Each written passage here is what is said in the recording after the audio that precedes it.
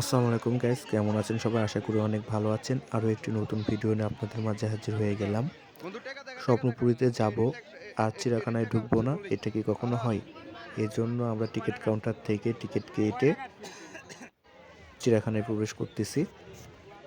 আজকে স্বপ্নপুরীর পুরো চিড়িয়াখানাটা আপনাদেরকে দেখানোর চেষ্টা করব এবং এর ভিতরে কি কি প্রাণী আছে সেগুলো আপনাদেরকে দেখাবো।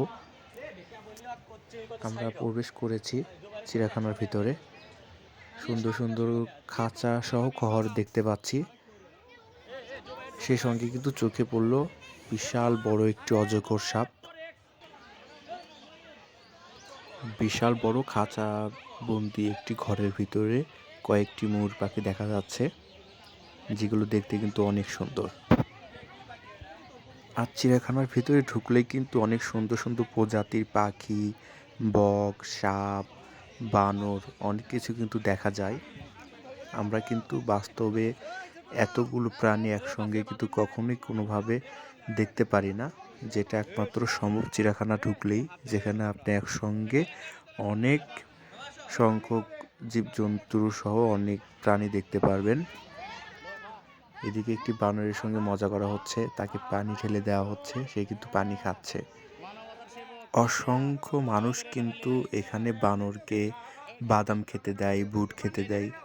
বানর কিন্তু সেগুলোও নিয়ে খেয়ে নেয়। খুব সুন্দর ময়ূর পালক কিন্তু এখানে আপনি পাবেন। সেই সঙ্গে পাশাপাশি এখানে বানরকে খাবার দেওয়ার জন্য বুট বা বাদাম কিনতে পারবেন এখান থেকে। অনেক বড় একটি কুমির দেখা যাচ্ছে।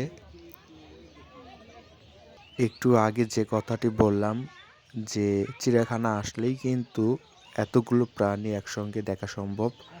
এখানে কিছু সংখ্যক হরিণ দেখা যাচ্ছে। বিশাল একটি জায়গা জুড়ে অনেক সংখ্যক হরিণগুলো কিন্তু রাখা হয়েছে এখানে। এখন যে প্রাণীটি দেখতে পাচ্ছেন এটার নাম কিন্তু ভোঁদড় বা উটবিড়াল। এখন যে পাখিটি দেখতে পাচ্ছেন এটার নাম পাকড়া ধনেশ এবং ভুবন চিল, দুইটি পাখি। এর পাশাপাশি এখানে ভাল্লুকেরও দেখা মিলবে। দুইটি কালো ভাল্লুক কিন্তু এখানে দেখা যাচ্ছে, যেগুলো খাওয়ার জন্য হা করে আছে।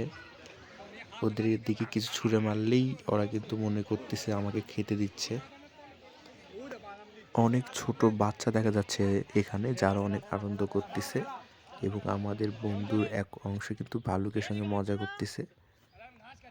এছাড়াও কিন্তু এখানে চিত্রা হরিণ দেখা গিয়েছে।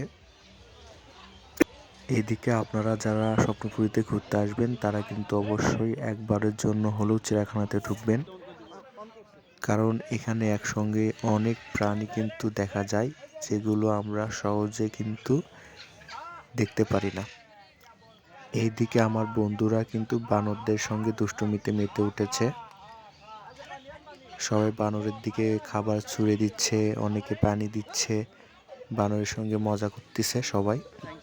পুরো চিড়িয়াখানাটাই কিন্তু আপনাদেরকে দেখানোর চেষ্টা করতেছি এবং আপনারা কিন্তু এখানে এসে খুব সহজেই চিড়িয়াখানার ভিতরে ঢুকে ঘুরতে পারেন এবং এই প্রাণীগুলো দেখতে পারেন।